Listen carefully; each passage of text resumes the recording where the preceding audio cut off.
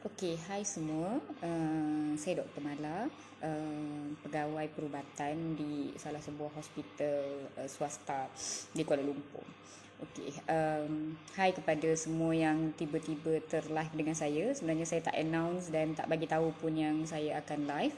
Cuma saya nak ambil masa 5 minit sahaja. Kepada yang tak sempat tengok video ni boleh tengok nanti. Saya just nak minta 5 minit daripada kamu semua untuk terangkan satu topik yang simple iaitu mengenai vaksin COVID-19. Sebab sebenarnya kami yang bekerja di hospital dah penat dalam beberapa minggu kebelakangan ni kami dah penat. Kes banyak, bukan saja kes COVID-19, kes denggi banyak, musim sejuk, asma banyak, orang sakit tenggak, batuk, semua yang bukan COVID pun banyak, aksiden pun banyak. Jadi semua kes pun memang banyak kat hospital jadi kita penat. Kami penat ni, saya sendiri kerja penat sepatutnya boleh habis lebih awal tetapi terpaksa sambung lagi. Saya nak tulis status pun tak sempat sebab terlampau penat. Jadi tapi saya tak nak terlepas daripada memberi kesedaran tentang satu topik yang penting ni. Jadi saya nak minta 5 minit sahaja daripada masa kamu untuk dengar sedikit sebanyak sharing yang very simple daripada saya. Soalan yang famous sekarang, vaksin COVID-19. Dan semua orang dah mula nak memberi ceramah dan share pendapat dia tentang vaksin COVID-19 ni. Semua orang nak buat forum, semua orang nak buat live bercerita tentang vaksin COVID-19, tak kisah apa dia punya background knowledge dia, sama ada dia ahli akademik ke, ahli agama ke, ahli pembinaan daripada perbankan. Semua orang nak bercerita tentang vaksin ini dan juga dari segi undang-undang dan lain-lain lagi. Okay, saya tak nak sentuh dari segi undang-undang buat masa sekarang. Saya hanya nak sentuh tentang aspek keselamatan vaksin COVID-19 ini yang dicanang-canang kebelakangan ni. Okey, ada beberapa poin yang simple sahaja yang saya nak buat tuan-tuan dan puan-puan berfikir sendiri. Soalan yang biasa ditanya bertubi-tubi, adakah vaksin ini selamat? Adakah vaksin ini telah melalui semua peringkat kajian klinikal yang komprehensif yang dah selamat untuk dipasarkan dan diberikan kepada orang awam ataupun rakyat? Okey, kita kena fikir macam ni. Vaksin ini, vaksin untuk SARS-CoV-2, COVID-2 sebab yang pertama tu adalah MERS-CoV, keluarga coronavirus juga. Sebenarnya sejak outbreak MERS-CoV, kajian ataupun perkembangan untuk research vaksin ini sebenarnya ongoing. Cuma dia sendu and then bila ada pandemik ni dia jadi lagi laju lah. Jadi dia bukanlah cepat, dalam setahun dah boleh ada vaksin dah. Okey, tolong faham bahawa coronavirus ni, SARS-CoV-2 adalah sambungan daripada SARS-CoV-1. So macam dia sebab dia keluarga, dia sepupu, dia ala-ala sama. Jadi research daripada sepupu tu tadi dia sambungkan kepada SARS-CoV-2 ini. Sebab itu dia sebenarnya bukan cerita 1 tahun dia cerita dah at least 8 hingga 10 tahun kalau melalui pembacaan saya.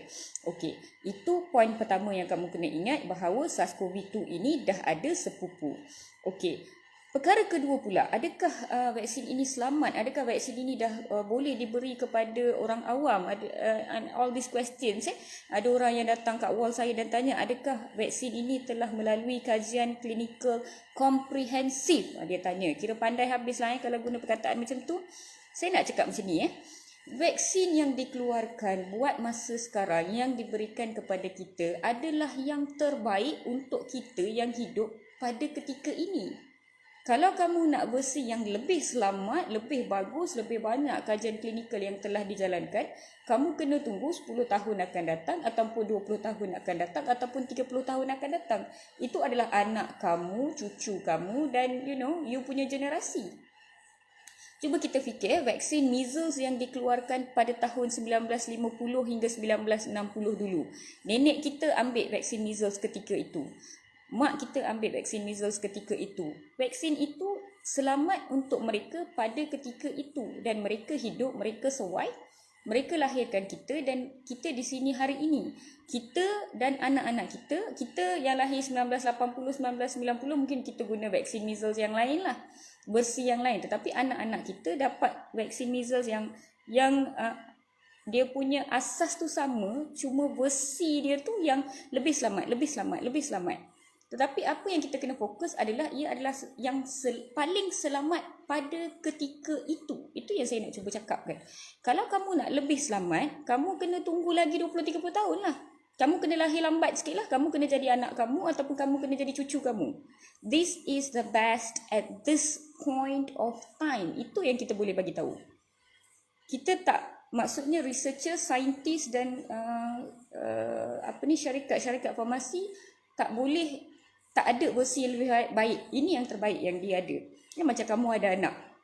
Hari ni kamu dapat gaji RM4,000. Jadi kamu belikan makanan dan juga baju kepada anak kamu yang terbaik pada ketika itu. Jadi bila anak tanya, Mama, is this the best? Yes, this is the best that I can give you at this point of time. Bila 10 tahun akan datang, kamu dah jadi bos, gaji kamu dah RM10,000, maka ketika itu kamu akan bagi yang lebih baik untuk anak kamu. Yang 10 tahun sebelum tu bukan nak kata tak baik, cuma yang ini lebih baik. Jadi kita buat apa kemampuan yang boleh pada ketika itu. Ya? Itu yang saya nak cuba cakapkan. Vaksin BCG. Research start lebih kurang tahun 1908 hingga 1910. Research continue. Mula-mula digunakan sekitar tahun 1920 hingga 1930. Tetapi dia kurang glamour, kurang diterima ketika itu. Sebab penyakit tuberkulosis sebenarnya dia tak pergi ke banyak tempat. Ya, kemudian dia menjadi glamour sekitar tahun 1945 hingga 1948. Vaksin BCG untuk penyakit tuberkulosis. Jadi tok nenek moyang kita yang dapat vaksin BCG ketika itu, mereka terselamat daripada asbab penyakit tuberkulosis. Dan kerana mereka hidup, mereka selamat, mereka tak dapat penyakit itu, mereka survive, dan adanya kita pada ketika ini, kita hidup. Tetapi pada ketika itu, waktu vaksin tu baru keluar, mungkinlah pada tahun pertama tu, dia punya mungkin ada sikit-sikit yang kurang, mungkin ada orang yang allergic, mungkin ada orang yang ada side effect sikit. Jadi kita belajar dan kita improve, Jadi mungkin tahun pertama tu lebih banyak yang affected. Lepas tu, kita improve. Tetapi bila kita pandang ke belakang balik, ya, nenek tok moyang kita yang ambil vaksin tu pada 1945, 1948, patut tak dia menyesal, aku sepatutnya tunggulah tahun 2020 vaksin BCG lagi selamat. Tak boleh, sebab dia memang lahir tahun itu. Dia memang perlukan vaksin itu ketika itu. Kalau dia tak ambil ketika itu, sama ada dia tidak dapat penyakit tuberkulosis dan dia selamat, dia hanya untung. Ataupun dia dapat penyakit itu tetapi dia dapat mild sahaja, dia orang yang berjangkit daripada dia dapat teruk. Ataupun ketiga, dia sendiri yang dapat teruk, dia mati dah, dia tak boleh nak wujudkan generasi akan datang untuk diri dia. Alright, so itu yang saya cuba cakapkan. Vaksin ini paling selamat ketika ini. Kalau kamu nak kajian klinikal yang komprehensif, kita kena tunggu 5 tahun lagi, 10 tahun lagi. Tetapi kalau kita tak ambil sekarang, adakah ia terbaik? Kamu tepuk dada tanya selera sendiri. Adakah kamu boleh survive? Adakah kamu akan membahayakan ibu bapa kamu? Nenek moyang, nenek yang duduk serumah dengan kamu? Nenek kepada anak-anak kamu? Will you harm them? Then kamu tepuk dada tanya selera sendiri. It's as easy as that. Ini adalah yang terbaik ketika ini. Kajian klinikal akan diteruskan. 5 tahun akan datang, kita akan faham lagi. 10 tahun akan datang, anak kita akan dapat versi yang lebih baik. 20 tahun akan datang, mungkin cucu kita dah boleh dapat versi yang sangat baik. Buat masa sekarang kita tak nak bagi untuk 18 tahun ke bawah. Tetapi bukankah anak cucu kita esok, macam mana kita nak selamatkan dia daripada pandemik ni? So, kita kena faham. Okay, ada soalan sikit Adakah COVID? Okay, nanti saya jawab. Saya nak ceritakan pasal vaksin dulu. Jadi, saya nak terangkan. Ia adalah yang terbaik pada ketika ini. Alright. Portion kedua yang saya nak jawab. Saya nak simple saja sebenarnya. Portion kedua yang saya nak jawab adalah selamat tak vaksin ni sebab cepat sangat. setahun ada COVID-19, pop-pop terus dah ada vaksin. Diorang ni saja je nak buat bisnes, nak buat duit, nak jual vaksin. Okay, saya nak cakap kalau saya bagi 1 juta ringgit, saya bagi 10 juta ringgit lah. Kalau saya ada 10 juta ringgit, saya takkan laburkan dalam bisnes vaksin. Ia adalah bisnes yang sangat tidak menguntungkan dan sangat susah, sangat tinggi liability kita panggil. It's not an easy investment. Kalau saya ada 10 juta dolar, baik saya buat bisnes suplemen, baik saya buat bisnes estetik, cantikkan, mancungkan hidung, besarkan mata, cantikkan kening, lagi untung. Kalau saya ada 10 juta ringgit, baik saya buka bank, lagi untung. Bisnes perubatan adalah bisnes yang paling susah sebenarnya sebab liability tinggi. Orang-orang yang tahu bisnes, orang-orang yang tahu finance, kamu boleh pergi kaji. Very high risk, very high responsibility, very high liability. Awak dah jual pun 5 tahun akan datang, awak still authority boleh keluar dan cakap no, tarik balik semua produk awak. So awak akan rugi di situ. So jangan cakap buat bisnes. Orang yang nak buat bisnes, dia jual suplemen, dia jual vitamin, senang. Tak ada after sale service, tak ada after sale risk, tak ada after sale, tak pernah lah after sale kena saman ke apa ke, tak ada. So don't talk about business, rugi sebenarnya. Orang yang tahu maths, orang yang tahu ekonomi, tolong pergi buat calculation. Berapa banyak dia orang labur, berapa tahun dia orang duduk dalam makmal, berapa botol mereka keluarkan, berapa banyak je yang dia orang untung. Baik jual kicap, lagi untung. That is the first thing. Tak ada kaitan antara, tak tepat sebenarnya bila kita mengatakan jual vaksin ni untung. Korang pergi hospital pun kan, kalau korang pergi hospital swasta, klinik swasta, ambil vaksin tu berapa banyak sangat. Satu injection tu okey lah, doktor charge RM5, RM10, kadang itu pun doktor bagi free. Ubat tu je lah, bahan tu berapa banyak sangat korang boleh markup. 10%, 20%, itu je. Kadang itu pun tak, hospital besar-besar tak ambil untung pun daripada vaksin, jual je cost price. Dia orang untung dari pharmaceutical untung daripada apa? Bila orang sakit. Pencegahan tidak menguntungkan pihak industri perubatan. Sakit tu yang menyebabkan untung. Orang vaksin measles tak untung. Penyakit measles untung. 1 million satu pesakit measles. So please look from that point of view, yang from business sebenarnya vaksin tidak menguntungkan. Dan saya nak jawab soalan yang paling kerap yang ditanya, benda ni terlampau cepat. Setahun je buat research terus dah keluar. Jadi saya rasa vaksin ni tak selamat. Ada ramai orang yang message saya dan ramai orang di luar sana yang sebut perkara itu. Saya rasa tak confident dengan vaksin ni sebab dia terlampau cepat. Jadi bila dia terlampau cepat, saya rasa tak telus dan tak selamat. Okey, saya tak nak backup vaksin ni terlampau banyak. Cuma saya nak cakap, apa yang dicepatkan adalah sebenarnya proses birokrasi. Proses mendapatkan peruntukan dan grant untuk buat research vaksin tu. Contohnya kalau cikgu-cikgu patut faham, ataupun bos-bos, HR managers, you all boleh faham. Kalau you nak minta peruntukan, contohnya beli kursi, beli meja, beli aircon dekat company you, dekat building you kan, punyalah susahnya. Bertahun-tahun kena buat itu, ini. Tapi kalau ada YB nak datang lawat kawasan, terus dapat. Terus beli, besok dah pasang dah. Malam sampai 12 tengah malam dia pasang. Betul tak? Ataupun you dekat nak buat jalan raya lah dekat kampung you all kan, dekat taman you all, you nak buat jalan sebab dah lama lompang-lompang, punyalah tunggu minta peruntukan, tak dapat. Jadi rakyat pun ada, kalau nak buat jalan ni at least kena 5 tahun baru boleh buat jalan. Tapi tup-tap tiba-tiba kita dapat berita Khairi Jamaluddin nak datang bawa basikal kat situ. Pukul 1 pagi mereka bangun buat jalan tu, 6 pagi dah siap, cantik dah. Tak ada lompang-lompang, betul tak? Kenapa? Sebab peruntukan cepat. Jadi inilah yang menyebabkan vaksin ini cepat, sebab birokrasi dan peruntukan dipercepatkan. Jadi proses-proses untuk mencari scholarship, grant, doktor-doktor saintis yang bekerja di tempat-tempat yang lain, semua dikumpulkan, dipercepatkan, dan benda tu dipercepatkan. Kenapa? Sebab ekonomi dunia terjejas. Benda berkaitan dengan duit ni dia memang cepat je sebenarnya. Jadi dan kalau kamu tengok pun background of vaksin research di kalau kita tengok yang Russia, kerajaan Russia yang labur sebenarnya.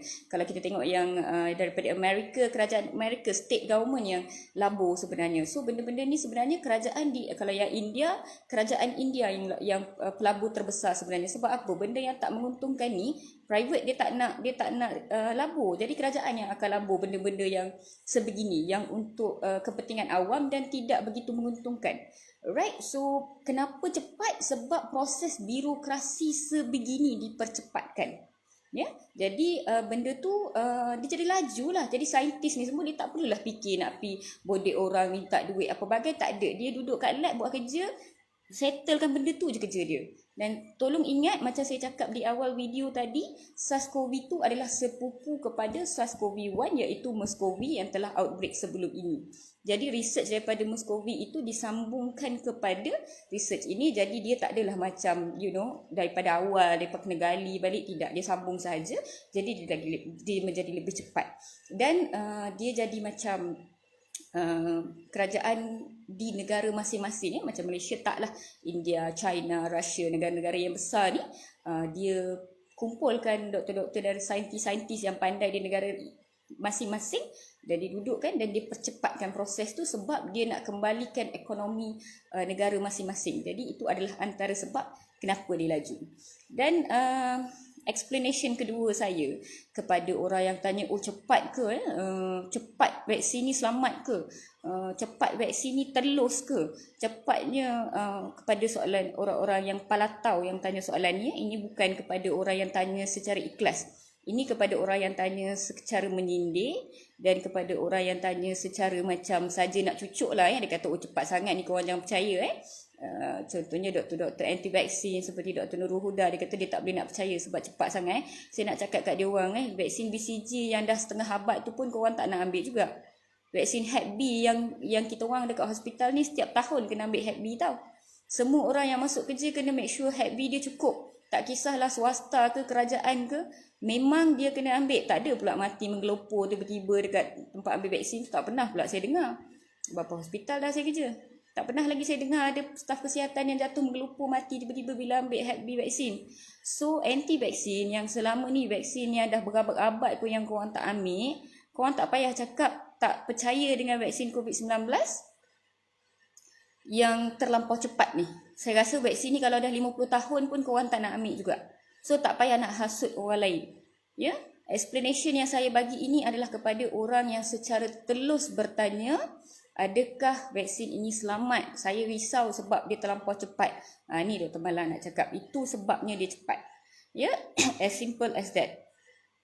And saya nak habiskan video ni sebenarnya. Satu je pesanan saya.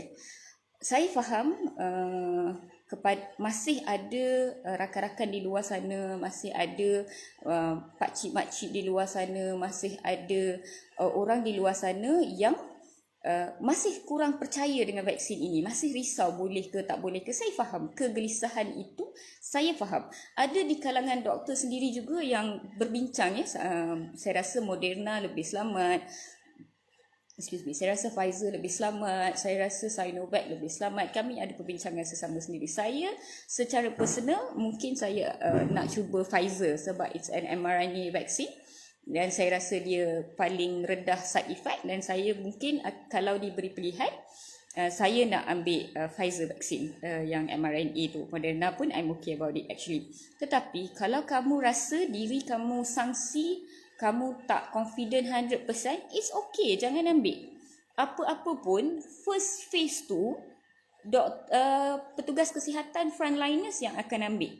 Doktor, nurse, radiografer dan sebagainya, pharmacist yang bekerja di hospital, petugas kesihatan sama ada di kerajaan ataupun di swasta yang akan diberikan pada fasa pertama. Dan kemudian baru slowly dia punya, orang kata, dia punya plan, vaccination plan in the country. So slowly dia akan bagi. So orang yang tak confident, kamu boleh tunggu dan lihat, kamu boleh sabar. Tak nak ambil pun tak apa, it's okay. Tapi jangan hasut. Jangan hasut. Kalau kamu dah memang anti vaksin tegar, tak ada masalah. Saya tak nak cakap apa-apa pun dengan dia orang tu. Bintu ke Madiana ke, that's up to you. It's okay. You don't want to take, that's okay. Itu adalah hak kamu. Kalau kamu rasa sesuatu rawatan, sesuatu ubat itu kamu tak confident dan kamu ambil, kamu risau, sebenarnya kamu tak nak dan rawatan itu dipaksa terhadap kamu, saya tak rasa rawatan itu akan memberi impak positif kepada kesihatan kamu. Saya ulang kalau diri kamu sendiri, minda kamu sendiri tak percaya terhadap sesuatu rawatan dan kamu sebenarnya tidak menerima, kamu dipaksa untuk mendapatkan rawatan tersebut, saya tak rasa rawatan itu akan memberi impak positif terhadap kesihatan kamu. Malah dia akan lebih banyak memberi impak negatif sebab kamu tak pasrah, kamu tak reda terima rawatan tu tahu. Jadi kamu akan ada mental block. Mental health ni is very important. You akan duk fikir je benda tu. Ya aku dah ambil benda ni lah, gatal kepala lebih lah hari ni. Ada ke sebab vaksin tu ya? Hari ni saya rasa berpeluh kat dagu. Saya tak pernah berpeluh kat dagu sepanjang hidup saya. Saya rasa berkaitan dengan vaksin tu lah. So you akan keep on terfikir mind you sebenarnya. Mental health is very important. Alright, hari ni rasa gatal lah kat tepi jari ibu ni. Sejak saya lahir saya tak pernah gatal kat sini. Saya rasa side effect daripada vaksin tu lah. Kamu akan fikir macam tu. Sebab tu saya tak suka paksa rawatan terhadap seseorang yang tidak mempercayai rawatan tersebut, melainkan itu adalah life threatening. Life threatening tu maksudnya di antara hidup dan mati. Sakit jantung sekarang ni dah ST elevation myocardial infarction, orang tu tak boleh nak terima, wife dia dah pengsan dah atas lantai, risau sangat kat suami dia ni. Okey, waktu tu saya akan cakap, kamu sakit jantung, this is the best treatment for you, kita akan bawa awak untuk primary PCI. Ini yang terbaik untuk keluarga kamu, jom. Sebab itu adalah antara hidup dan mati. Ya, kemalangan ke, patah riuk ke, yes, kita akan bagi tahu. Tapi benda boleh bawa bincang, kamu fikir dulu. Tengok dulu, awak boleh terima tak? Mind awak boleh terima tak? Mental awak boleh terima tak? Kalau kamu boleh terima, kamu percaya, kamu telus, dan bila kamu ambil rawatan tu, kamu bagi saya lah, saya rasa saya sebagai perawat, saya hanya menjalankan tanggungjawab saya. Awak sembuh ke, tak sembuh ke, awak lebih baik ke, tak baik ke, itu di atas tangan Tuhan. Itu bukan tangan saya. Saya hanyalah perantara yang menjalankan tanggungjawab saya.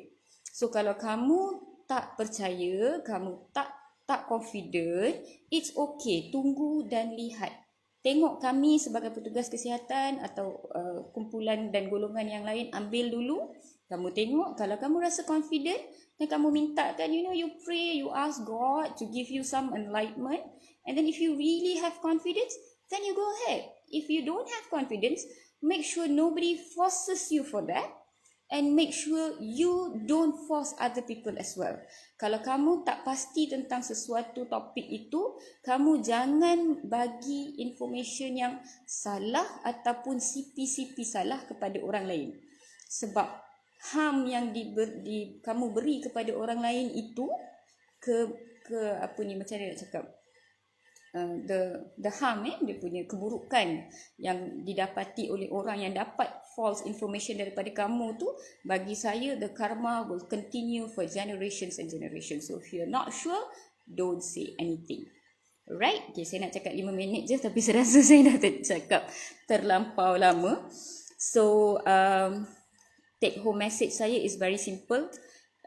Vaksin COVID-19, adakah ia selamat? Ia adalah yang paling selamat pada ketika ini. Kita kena cuba ambil vaksin ini supaya kita terselamat daripada pandemik ini. Kita boleh selamatkan mak bapak kita, nenek-nenek, atuk nenek kita yang masih hidup buat masa sekarang. Kalau kita tengok vaksin zaman dulu macam measles, TB, pertussis dan macam-macam lagi, ketika itu yang paling banyak affected adalah kanak-kanak. Jadi vaccination tu, polio dan sebagainya, kebanyakannya difokuskan kepada golongan kanak-kanak. Tetapi sekarang COVID-19 ini pula adalah golongan orang tua. Mak saya, ayah saya, mak mertua saya. Dan saya sebenarnya sedih bila saya pergi dekat page KKM, ada yang tulis kat situ, oh yang meninggal memang dah berumur, yang meninggal memang dah tua, yang meninggal memang menunggu mati. Siapa kamu ya untuk bagi tahu siapa tunggu mati? Memang orang tua je ke yang boleh mati? Orang yang muda takkan mati ke?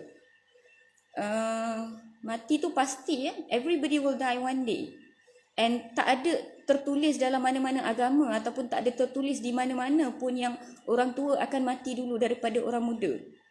Don't be too arrogant about your health. Kamu sihat dan kamu sangat sangat sombong dengan kesihatan kamu, dan kamu pergi tulis kat page KKM, oh yang tu memang dah tua, yang tu memang patut mati. Who are you? I want my mother and my parents to be alive until my daughter gets married. Who are you to say that my parents will die earlier?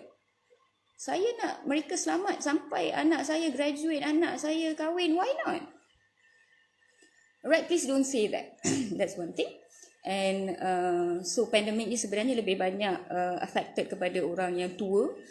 Memang yang saya tengok pun memang ramai orang tua yang affected teruk, yang muda-muda still okay. Dan adakah ia selamat sebab dia terlampau cepat? Ia bukan 1 tahun research dia daripada MERS-CoV lagi, research tentang coronavirus telah dimulakan. Jadi sepupu COVID-19 ni mendapat dia punya benefit daripada MERS-CoV, dan juga apa yang dipercepatkan adalah proses birokrasi. Itu yang dipercepatkan sebenarnya. Dan saya juga nak ingatkan, kalau kamu tengok di luar sana anti-vaksin yang menakut-nakutkan kamu sebab vaksin ni terlampau cepat, vaksin ni tak selamat lah, macam-macam ya. Sebenarnya dia orang ni vaksin yang dah selamat tahap gaban pun dia orang tak ambil juga. Hep B, BCG, MMR, semua dia orang tak ambil juga. So tak ada maknanya sama ada research 1 tahun ke 10 tahun ke, dia orang masih tak boleh terima juga. So tak guna kita bertekak dengan dia orang. Dia orang tak nak ambil, itu dia orang punya pasal. As simple as that. And korang ni tak nak tidur ke suruh saya sambung ni?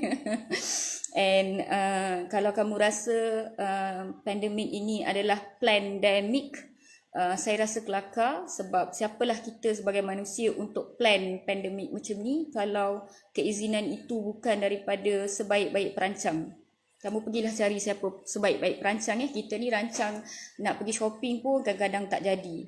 Manusia ni rancang nak buat majlis kahwin pun kadang-kadang tak jadi.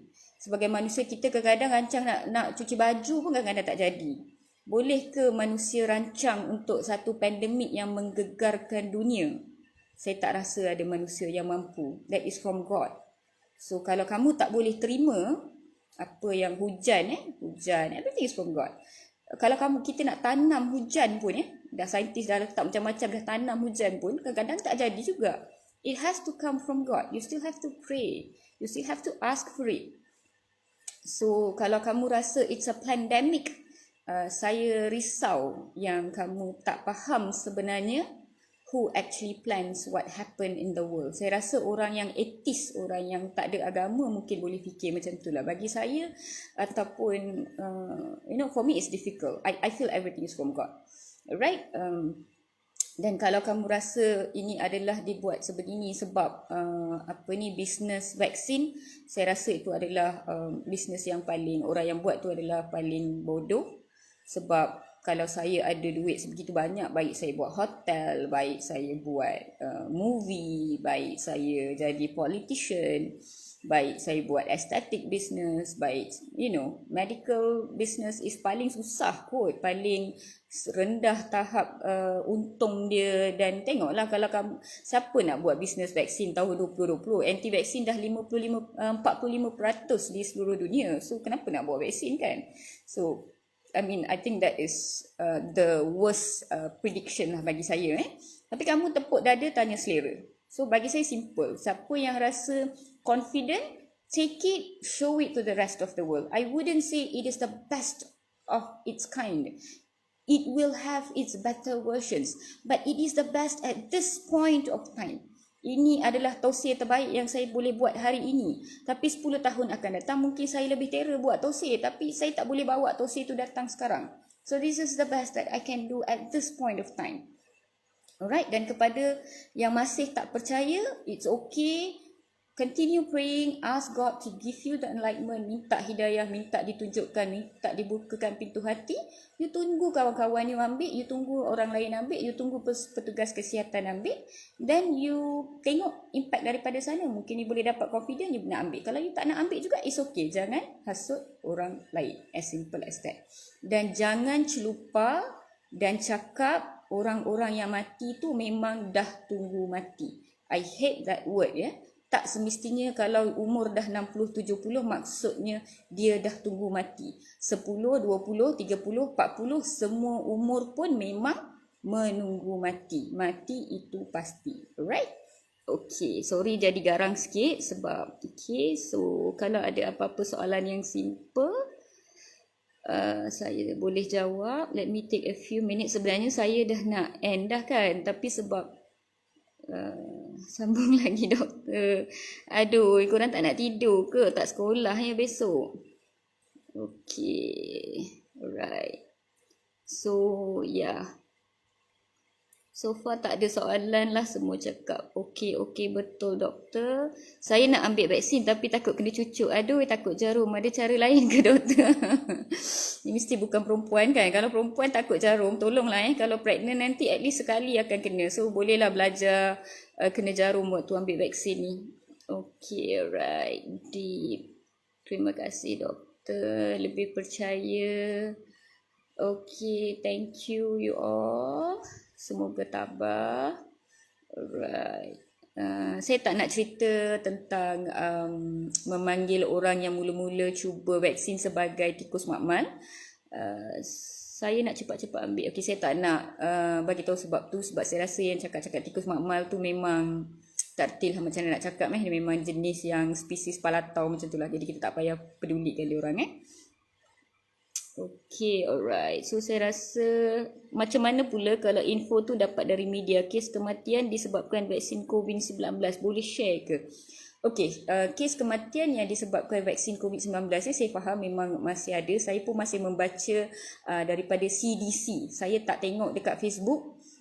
Saya tak tengok dekat Twitter. Saya tak tengok dekat TikTok. Saya baca dekat CDC. Alright, dan seperti yang saya kata, saya sangat penat beberapa hari ni, saya sangat sibuk beberapa hari ni, saya tak sempat nak tulis status sebab tu saya live sahaja. Memang ada kematian yang dilaporkan dari selepas menerima vaksin. Sama ada ia berkaitan dengan vaksin atau tidak, kita kena kaji. Ada satu yang daripada Norway, dia dah kaji dah sebenarnya, 23 kematian, cuma saya belum baca. Dia macam ni saya nak ceritakan A dulu baru B. A macam ni positif COVID-19 dan meninggal. Adakah ia kematian COVID-19? Okey. Dia kena tengok sebenarnya. Contohnya seseorang ni Dr. Nur Iliani Bujang dah ada explain dekat status dia. Dia adalah seorang pakar anestetis dekat Hospital Johor. Jadi kamu boleh baca, saya nak terangkan secara ringkas Contohnya seseorang tu accident mati. Dan kita buat test COVID-19 positif. Dia mati sebenarnya sebab, dia meninggal sebenarnya sebab accident. Tetapi kita nampak dia positif COVID. Jadi kematian itu perlu diuruskan mengikut protokol COVID-19 supaya orang lain tidak dijangkiti. Tetapi kematian itu tidak akan dikira sebagai kematian COVID-19.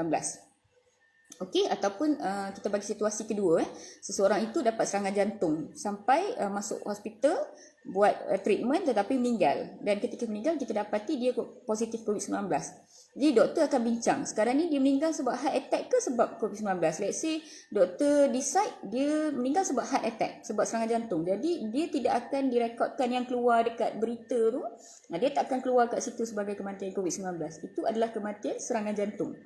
Okey, dan yang ketiga kita bagi contoh, seorang memang masuk ward sebab sesak nafas, kuman dekat paru-paru, x-ray buruk, buat test positif COVID-19, masuk ICU, dalam masa 5 hari 10 hari meninggal. Jadi kita panggil COVID-19 pneumonia with sepsis ataupun multi organ failure. Itu kematian COVID-19. Itu yang pertama, kategori pertama. Macam mana kita kira dia kematian COVID-19 ataupun tidak? Pengurusan kematian tu selagi positif memang kena uruskan secara COVID-19 supaya tak menjangkiti orang lain. Sama juga vaksin. Bila seseorang dah terima vaksin dan dia meninggal, kita kena kaji dia meninggal sebab apa? Sebab terpijak batu ke? Sebab tersedak ke? Dia meninggal sebab terketawa banyak sangat ke? Ataupun dia meninggal sebab vaksin? Kita kena kaji dulu. Alright, ke dia meninggal dalam tidur ke? Okey, kalau dia meninggal dalam tidur, kenapa dia meninggal dalam tidur? So kita kena buat postmortem dulu. Macam tu. Jadi tunggu bila ada seseorang dapat vaksin COVID-19 dan dia meninggal, sabarlah, bagilah dia orang buat kajian dulu dan dikeluarkan. Dan korang boleh percaya bahawa kajian ni sebenarnya telus tu macam mana kalau korang masuk dalam meeting yang doktor-doktor bincang apa sebab kematian ni, sebenarnya bingit sangat. Semua doktor akan argue tak, no, it's because of this, it's because of this. Finally baru akan ada decision. Dia bukan one thing.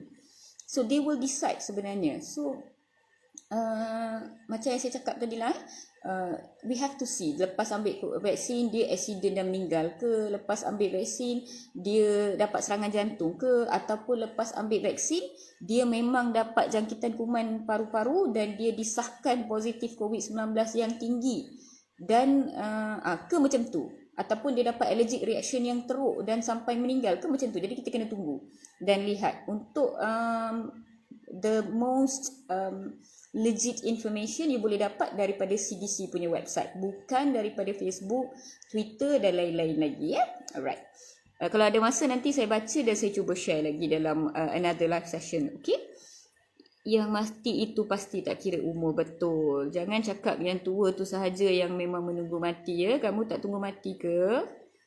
Lepas ambil vaksin, still amalkan new normal ke? Daripada Muhammad Nazrul FND. Okey, ni saya dah terangkan dalam satu Facebook status saya. Boleh scroll wall saya dah terangkan dekat situ, ya Cik Fazrul. Okey, kita percepatkan sikit sebab you all nak tidur kan. Saya kerja pagi tau besok. Okey, alright. Dia lah yang tikusnya, Zalifah. Betul dia tikus kan? Okay. Oh, saya takkan delete live ni. You all boleh share dengan kawan-kawan. Okay. Chiki Winky, kalau ambil vaksin ni ada alahan tak? Okay, terima kasih untuk soalan ni. Kalau makan kacang ada alahan tak? Ada, ya, ramai sangat orang. Paling tinggi orang adalah allergic to peanut, allergic to nuts. Tetapi ada tak kita berhenti makan kacang? Ada tak kita buat tunjuk perasaan untuk berhentikan penjualan kacang? Pernah tak kamu jumpa orang anti kacang? Tak ada kan?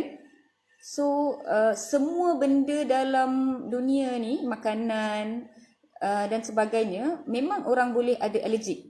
Siapa allergic kepada apa, Tuhan sahaja yang tahu. Doktor tak tahu selagi kamu tak pernah allergic kali pertama. Bila allergic kali pertama, baru doktor tahu. Baru kamu sendiri pun tahu. Kacang. Baru-baru ni saya jumpa satu pesakit. Dia allergic santan. Pertama kali dalam hidup saya tengok orang allergic santan. Kesian kot. Tak boleh makan rendang. Tak boleh makan. Macam-macam tak boleh makan. Saya tak boleh nak bayangkan allergic santan. Dan dia allergic dia pelik tau. Dia bengkak dekat lidah dia. Itu sahaja allergic dia. Nanti share gambar, saya buat post dekat wall saya. So boleh tak kita haramkan penjualan santan? Tak boleh, ya. Santan ni sedap tau. So vaksin ni boleh tak ada yang ada allergic? Yes, boleh. Akan ada orang yang akan ada allergic reaction terhadap vaksin. Tetapi mereka akan dipantau. Dan apa yang baik tentang allergic adalah allergic bukan pengakhiran zaman. Dia bukannya end of life. Allergic ada rawatan. Kita boleh rawat. Saya kadang-kadang kalau pasien datang cakap, oh saya pernah allergic Panadol doktor. Okey. Bila allergic Panadol? Waktu saya baby dulu mak saya cakap. Sekarang umur saya dah 28 tahun. Okey. Demam 40 darjah tak apa. Bagi dulu Panadol. Kalau betul kamu allergic, doktor akan bagi ubat. Kebanyakannya takkan allergic balik pun. Allergic ni ada ubat. Bagi hydrocot, bagi prednisolone. Ada ubat, tak ada masalah. Allergic sikit-sikit kadang-kadang kita bagi calamine lotion dengan mentol. No problem, ya. So allergic is a simple thing. In fact, kanak-kanak lagi banyak allergic sebab makan kek. Lepas first birthday datang jumpa saya sebab allergic. Ada tak sebab vaksin ke doktor? Bila saya tanya, makan coklat indulgence, makan kek, makan Baskin Robbins, macam-macam dalam kek tu. Tapi nak salahkan vaksin juga. Sebenarnya makanan lebih banyak menyebabkan allergic. Yang kedua adalah pakaian, tuala, selimut, benda-benda macam tu, sofa, kapet, bulu haiwan, itu pun menyebabkan allergic juga. Jadi allergic ni benda biasa, benda yang simple dan boleh dirawat, ya. So don't worry about allergic, okay? Alright. So saya nak tengok soalan lagi. Ada vaksin boleh minum tak doktor? Biar orang yang takut jarum injek tu tak kena cucuk. Sebenarnya saya ada baca. Saya tak ingat negara mana yang cuba buat vaksin secara pil. Dan satu lagi, kalau tak silap saya, India kot. Saya tak ingat dah, dia vaksin COVID-19 ni secara spray dalam hidung. Tapi saya tak tahu betul ke tak. Nanti saya cuba baca balik dan saya akan sharekan. Tapi itulah, cara terbaik adalah cucuk. Tapi kalau ada cara lain, mereka akan cuba dapatkan. apa tu, Muhyiddin ni, Tan Sri Muhyiddin Yassin ni, dia Perdana Menteri apa panggil Muhyiddin ni, dah buat undang-undang siapa yang mengelak dari disuntik, apa ni tak nampak, disuntik vaksin akan didenda 5 juta. Kamu tahu ke apa yang kamu cakap ni? Okey, dari segi undang-undang ini, saya sebenarnya plan untuk buat lagi satu live bersama dengan seorang peguam. Dalam masa 2-3 hari saya akan announce dan kamu boleh datang dan bertanya betul-betul dari segi undang-undang. Untuk pengetahuan saya sendiri, saya dah bertanya dengan lebih kurang 3 hingga 4 peguam. Saya juga ada baca penulisan peguam Nur Zabita, kamu boleh pergi baca, dia juga dah share kan. Jadi jangan salah faham.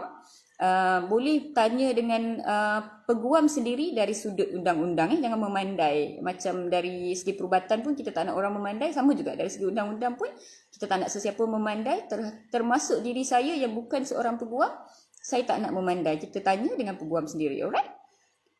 Kalau seseorang dah kena infection COVID-19, betul ke perlu ke tak ambil vaksin? Saya tak kurang pasti pada masa sekarang, tapi saya rasa masih perlu sebab data menunjukkan bahawa immunity daripada jangkitan COVID-19 secara natural tu hanya memberi immunity lebih kurang 90 hari. Jadi tak ada lifelong immunity. Lifelong immunity tu macam contohnya bila kita dapat demam campak kan, sekali dalam seumur hidup je kita dapatkan, itu lifelong immunity. So vaksin COVID-19 ni tidak memberi lifelong immunity katanya.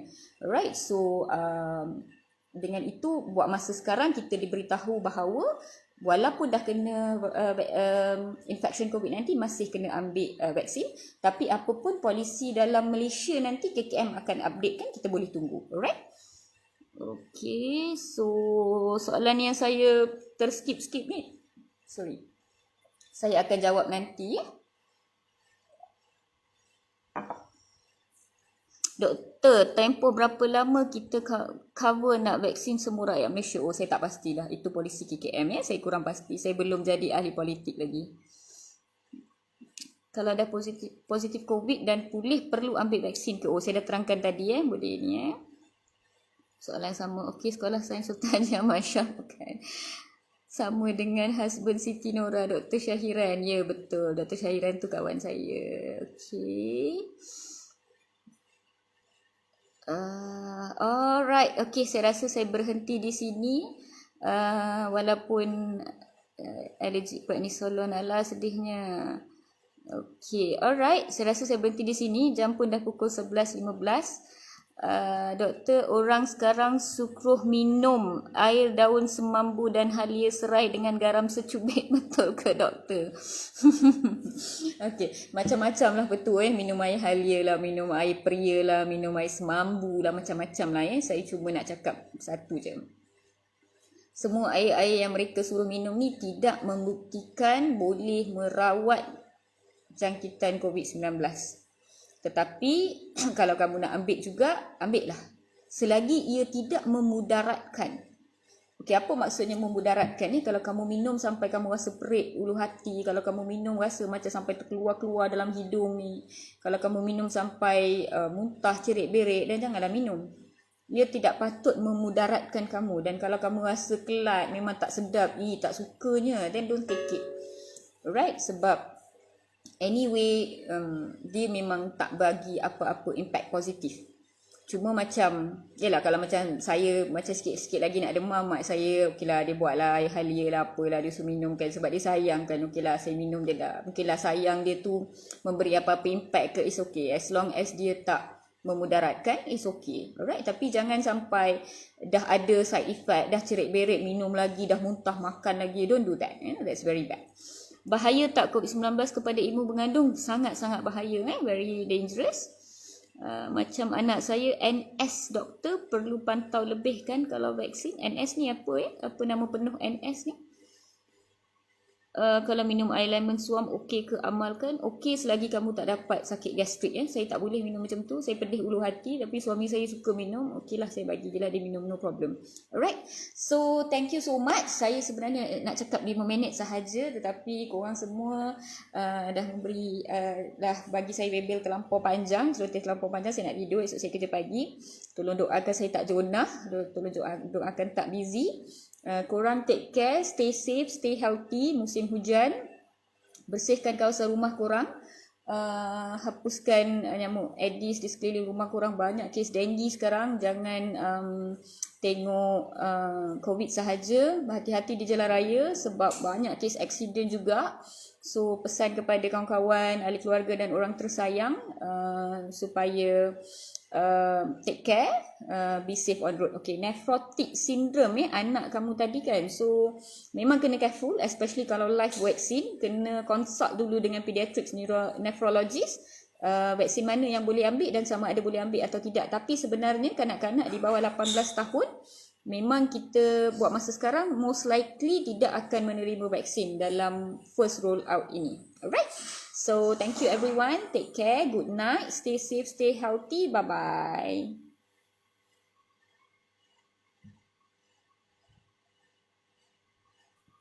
Saya ambil screenshot.